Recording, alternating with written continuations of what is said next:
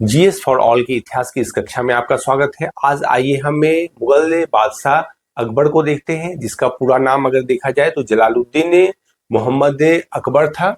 और अकबर का जैसा कि अर्थ आप जानते हैं द ग्रेट होता है। यदि मुगल साम्राज्य के विस्तार और हुमायूं के बाद की परिस्थिति को देखा जाए तो एक बार दिल्ली और आगरा पर पुनः जिसे हेमचंद्र विक्रमादित्य जिसका पूरा नाम था, उसने दिल्ली और आगरा को जीत लिया था। और बाद में अकबर ने अपने संरक्षक बैरम खां की सहायता से इस पर पुनः अधिकार किया। और बाद में धीरे धीरे अकबर के काल में सत्ता का विस्तार लगभग पूरे भारत में हुआ, सुदूर दक्षिण को छोड़ दिया जाए तो। लेकिन दक्षिण के भी अभियान हुए थे अकबर के समय में। तो आइए अकबर को हम जानते हैं, जिसका कालखंड 1556 से लेकर 1605 ईस्वी तक जाता है। और अकबर का अर्थ द ग्रेट यानी महान होता है।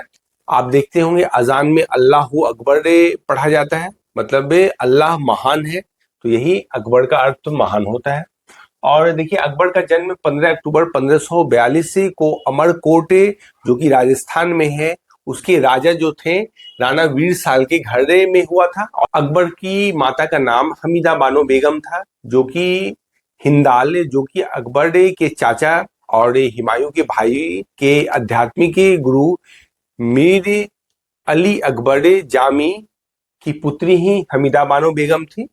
और यह हिंदाल के आध्यात्मिक गुरु थे। और देखिए अकबर के बचपन का नाम जलाल था। और अब अकबर का राज्याभिषेक 14 फरवरी 1556 को देखा जाए तो पंजाब के कालानौर में हुआ था।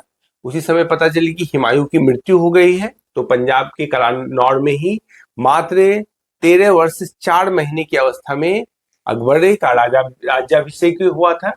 और उस समय इसके संरक्षक के देखा जाए तो बैरम खां थे, जो कि सिया धर्मावलंबी थे।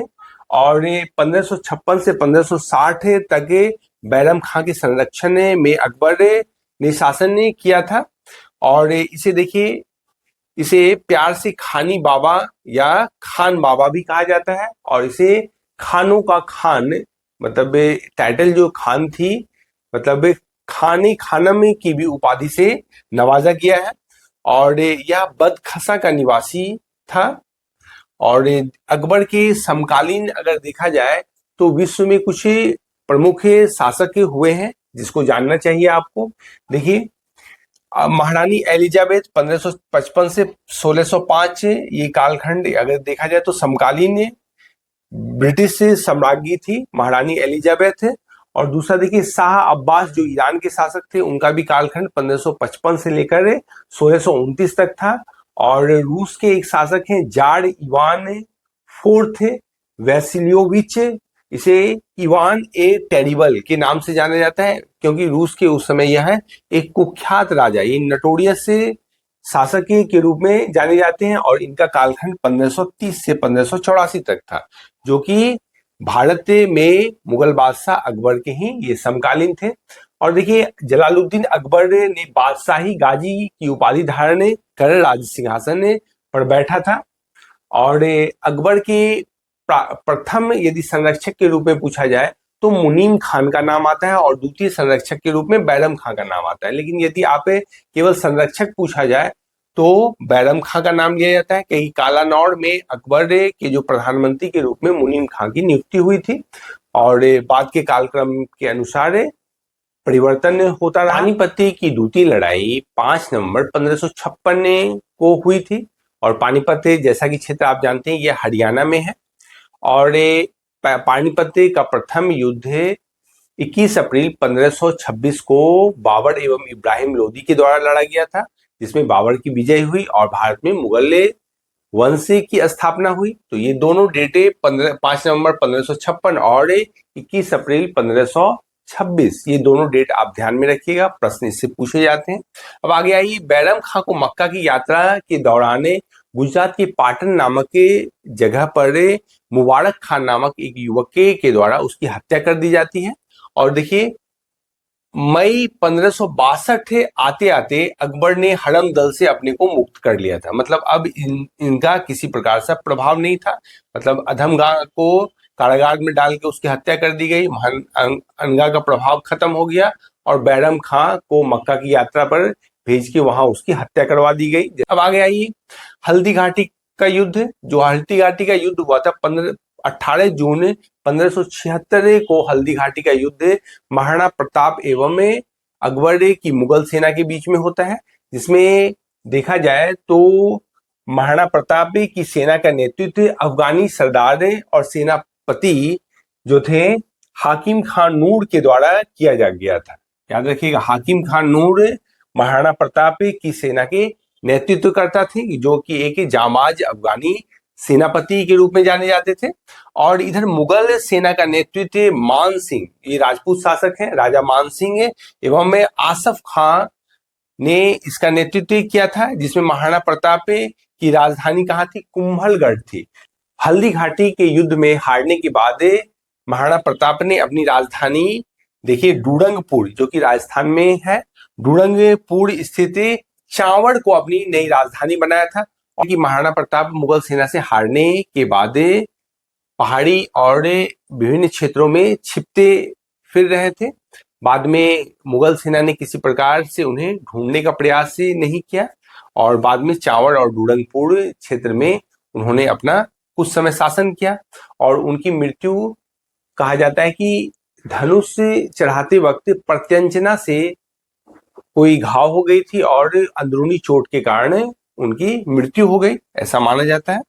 और इनकी मृत्यु जो है, महाराणा प्रताप की मृत्यु 19 जनवरी 1597 को हुई। राणा प्रताप के घोड़े का नाम चेतक और इनके हाथी का नाम राम प्रसाद था, इस तथ्य को भी ध्यान में रखिए। और देखिए 1582 में अकबर ने दीन ए इलाही नामक एक नया धर्म स्थापित किया था और जिसमें वह स्वयं ही प्रधान पुरोहित था। कहा जाता है कि उसमें कुल 12 राजकार्य से संबंधित मतलब शाही लोग शामिल थे। ऐसे हजारों की संख्या में इसमें अकबर के शिष्य शामिल हुए, लेकिन प्रमुख व्यक्तियों में 12 व्यक्ति ही थे। और इसमें एकमात्र हिंदू शासक देखा जाए तो बीरबल इसमें शामिल हुआ, जिसका मूल नाम महेश दास था और यह हमेशा अकबर के साथ ही रहते थे। और देखिए अकबर के दरबार में अनुष्ठान के रूप में सूर्योपासना प्रारंभ की गई थी, जो कि एक मुगल दरबार में देखा जाए तो एक नवीन प्रयोग था। और अकबर के दीवान राजा टोडरमल, जो खत्री जाति के थे, ने 1580 ईस्वी में दहसाल बंदोबस्ता प्रारंभ किया। इसी दहसाल बंदोबस्ता के अंतर्गत राजा टोडरमल ने पूरे भूमि, उस समय के पूरे भूमि की पैमाइश यानी उसकी नाप करवाई और उपज के आधार पर कर का निर्धारण किया था। इसी को कहा जाता है दहसाला व्यवस्था या बंदोबस्ती। इसे टोडरमल व्यवस्था भी कहा जाता है और इसे जब्ती प्रणाली के नाम से भी जानते हैं, ये ध्यान में रखिएगा। और जो ये दीवान थे राजा टोडरमल, इससे पूर्व वह शेरशाह के अधीन भी दीवान रह चुके थे। तो आगे देखिए, गुजरात विजय के दौरान यानी 1571 में गुजरात की विजय हुई थी। शासक मुजफ्फर जंग गुजरात का उस समय शासक था जब अकबर ने गुजरात पर आक्रमण किया था। यद्यपि देखा जाए तो गुजरात पर हुमायूं ने भी शासन किया था, इसलिए अकबर ने गुजरात पर अपना दावा किया। इसी कारण इसने 1571 में आक्रमण कर गुजरात पर, जिस समय शासक मुजफ्फर खां तृतीय था, गुजरात को अपने मुगल राज्य के अधीन कर लिया था।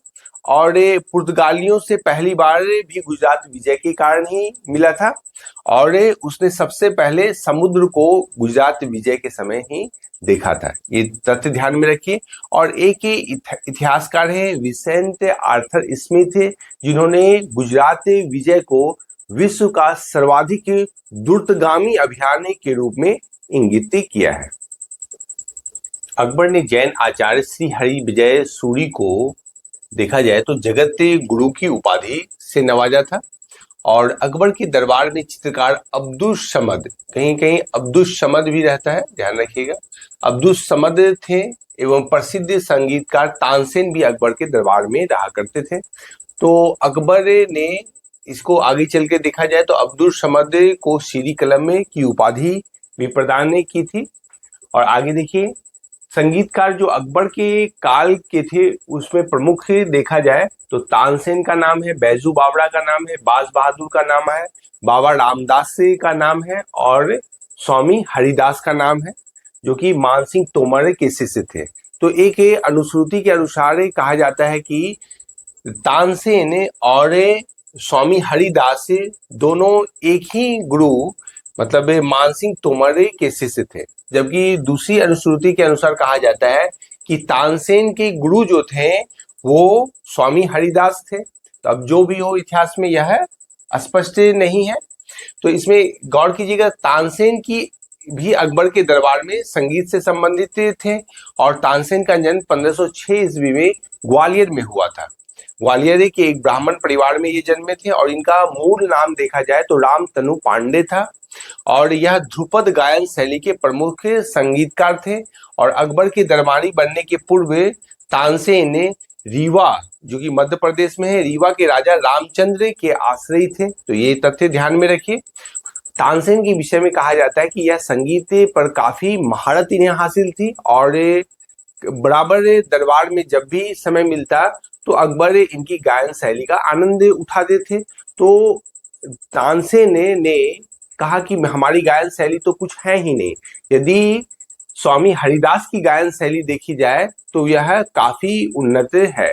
तो उत्कंठा हुई अकबर को कि मैं हरिदास का सुनूंगा गायन शैली। लेकिन हरिदास जो थे वह अपनी कुटिया में ही संगीत का अभ्यास करते थे। वे उनका कहना था कि मैं सिर्फ ईश्वर के लिए गाता हूँ, इसलिए अकबर को भी उनके संगीत को सुनने के लिए कहा जाता है कि स्वामी हरिदास की कुटिया तक आना पड़ा था। यह भी तथ्य ध्यान में रखिए।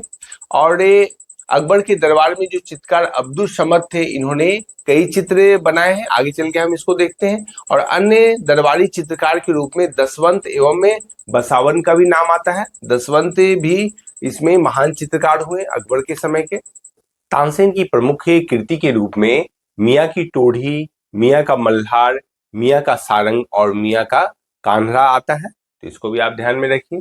और अकबर ने तानसेन की गायन से खुश होकर उसे कंठ भरण वाणी विलास की उपाधि से नवाजा था। यह भी तथ्य ध्यान रखिए। तो आज के लिए इतना ही, फिर हम कल अगली कक्षा में मिलते हैं। धन्यवाद।